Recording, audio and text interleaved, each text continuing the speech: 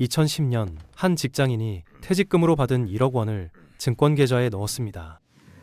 매수 버튼 딱 한 번 누르고 그 뒤로는 아무것도 안 했어요. 뉴스도 안 봤고 차트 분석도 안 했고 유튜브에서 떠드는 전문가 말에 이리저리 흔들리지도 않았죠. 그냥 16년을 잊고 살았습니다. 그런데 최근에 그 계좌를 열어봤더니 잔고에 16억 원이 찍혀 있었습니다. 서울 웬만한 아파트 한 채 값이 조용히 들어앉아 있던 거예요. 여러분, 이건 만약에로 시작하는 가정이 아닙니다. 실제로 벌어진 일이에요. 그런데 진짜 소름 돋는 건 따로 있습니다. 이 사람은 16억이라는 시세 차익 위에 매달 560만 원씩 통장에 꽂히는 배당금까지 받고 있었거든요. 직장 월급 말고 배당 월급이 하나 더 생긴 셈이죠. 우리가 흔히 아는 복리효과라는 게 있잖아요. 전문가들이 이렇게 하면 돈이 불어날 겁니다라고 미래형으로 말하는 거. 근데 이 이야기는 다릅니다. 실제로 이렇게 불어났습니다. 라는 과거 완료형이에요. 팩트라는 거죠. 도대체 뭘 샀길래 이런 일이 가능했을까요? 오늘은 이 투자자가 실제로 사용한 포트폴리오 전략을 하나하나 뜯어보려고 합니다. 성장과 배당이라는 두 마리 토끼를 동시에 잡는 투트랙 전략부터 한 달에 2번 배당 월급이 들어오도록 설계한 시스템. 나스닥이 25% 폭락할 때도 끄떡없던 방어형 ETF의 정체, 그리고 나이와 상황에 따라 비율을 어떻게 조절해야 하는지까지. 은퇴 걱정을 끝장낸 그 구체적인 방법, 지금부터 풀어보겠습니다. 투자에서 가장 흔한 실수가 뭔지 아세요? 성장주냐, 배당주냐, 이 중에 딱 하나만 골라야 한다고 생각하는 겁니다. 근데 우리 월급도 두 가지잖아요. 매달 꼬박꼬박 들어오는 기본급이 있고 성과 따라 붙는 인센티브가 있죠. 포트폴리오도 마찬가지입니다. 배당이 기본급 역할이고 성장주가 인센티브예요. 둘 다 있어야 진짜 월급이 누거든요. 이 투자자가 강조하는 투트랙 전략이 딱 이겁니다. 자산의 크기는 성장주로 키우고 생활비는 배당으로 뽑아 쓰는 거죠. 시장이란 게 늘 같은 섹터만 밀어주진 않아요. 빅테크가 날뛰다가도 어느 순간 반도체 쪽으로 돈이 확 쏠리거든요. 그래서 한 곳에 몰빵하는 게 아니라 시대 흐름에 따라 비중을 유연하게 조절하는 것. 이게 이 전략의 핵심이었습니다. 직장인은 한 달에 한 번 월급을 받죠. 그런데 이 투자자는 한 달에 2번 배당 월급이 들어오는 시스템을 만들어 놨습니다. 비결은 간단해요. ETF를 고를 때 배당 지급 날짜를 기준으로 월 초에 주는 놈, 월 중순에 주는 놈을 철저하게 나눠 놓은 겁니다. 여기서 한 발 더 나갑니다. 투자 대상도 국내 기업에 투자하는 ETF와 미국 기업에 투자하는 국내 상장 ETF로 다시 쪼개놨어요. 이렇게 시기와 대상을 십자로 교차시켜 놓으면 특정 주에 현금이 뚝 끊기는 일이 없거든요. 돈이 계속 순환하는 구조가 됩니다. 마치 톱니바퀴가 서로 맞물려 돌아가듯이 이 시스템은 투자자에게 심리적 안정감과 실질적 유동성을 동시에 안겨주는 거죠. 전문가들이 형님이라고 부르는 종목이 하나 있어요. 코드 번호 441640, 코덱스, 미국 배당, 커버드콜 액티브라는 ETF입니다. 커버드콜이 뭐냐면요. 여러분이 치킨집을 운영한다고 생각해보세요. 치킨을 팔아서 돈을 벌지만 매달 프랜차이즈 본사에 로열티를 내잖아요. 대신 본사가 광고도 해주고 불경기에도 손님을 보내주니까 안정적으로 장사할 수 있는 거거든요. 커버드콜도 비슷합니다. 주가가 크게 오를 때 수익 일부를 포기하는 대신 그 대가로 매달 현금을 꼬박꼬박 받는 구조예요. 많은 분들이 이런 상품은 하락장에서 같이 곤두박질 칠 거라 오해하는데요. 트럼프 관세 전쟁 때 나스닥이 25% 폭락하고 S&P도 20%나 빠졌거든요. 그때 이 종목은 하락폭이 훨씬 적었습니다. 폭풍우 속에서도 잘 안 흔들리는 무거운 배 같은 느낌이었죠. 반대로 강세장이 오면 상승분도 꽤 잘 따라갔어요. 그래서 이미 1조 원이 넘는 자금이 몰린 상태입니다. 평생 은행 예금만 하다가 이제 막 투자를 시작하려는 분들 계시잖아요. 특히 은퇴하신 분들한테 갑자기 나스닥에 넣으라고 하면 어떻겠어요? 솔직히 무섭죠.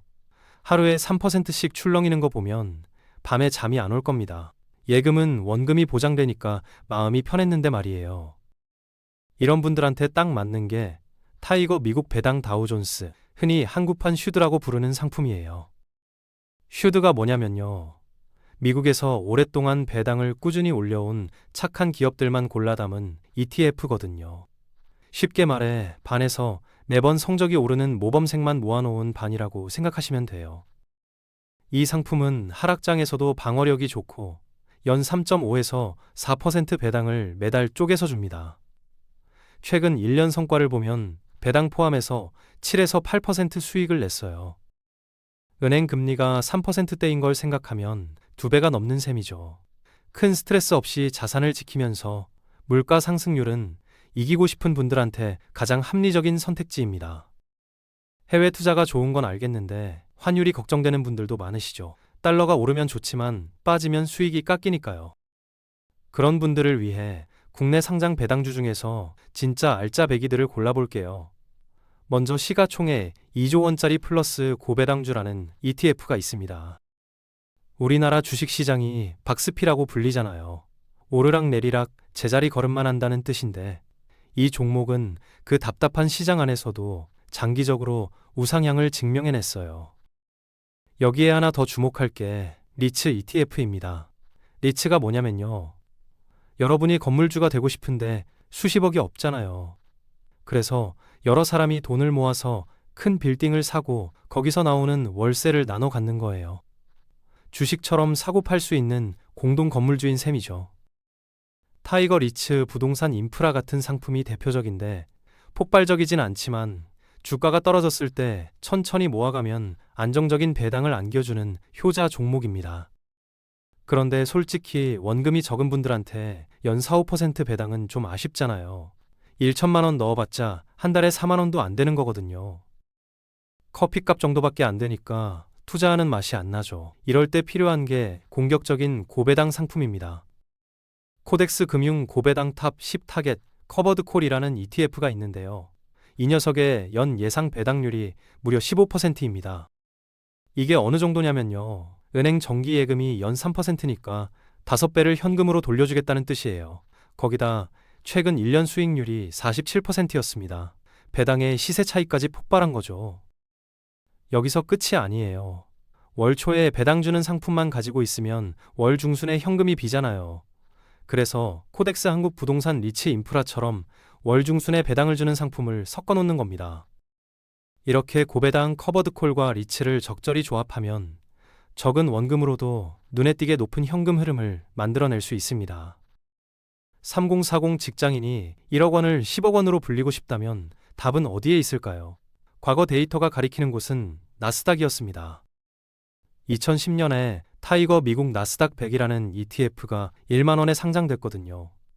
지금 이 주가가 얼마인지 아세요? 16만 원이 넘습니다. 16년 만에 16배가 된 거예요.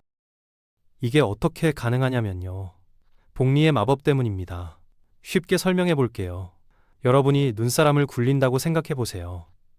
처음에 작은 눈덩이를 밀면 별로 안 커지잖아요.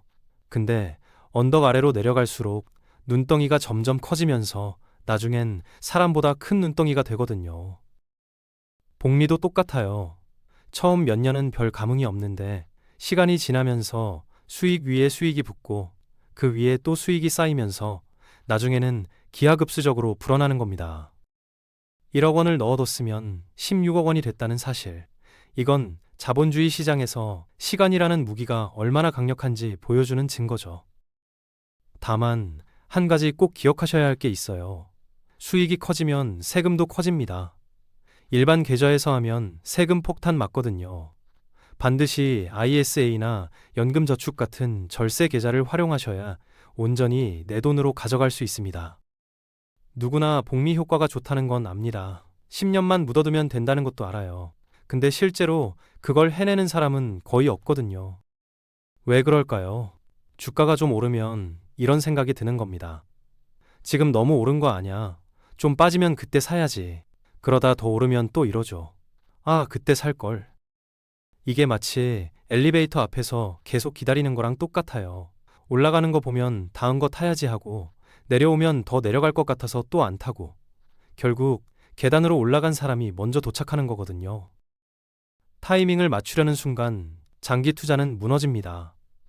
그래서 필요한 게 심리적 안전장치예요. 성장주와 월배당 ETF를 같이 가져가는 겁니다. 매달 배당이 통장에 찍히면 주가가 출렁여도 괜찮아져요. 나는 지금 주식 수량을 늘려가고 있다. 이 감각에 집중하게 되거든요. 타이밍을 맞추는 게임에서 수량을 모으는 게임으로 관점을 바꾸는 순간 10년 투자가 훨씬 쉬워집니다.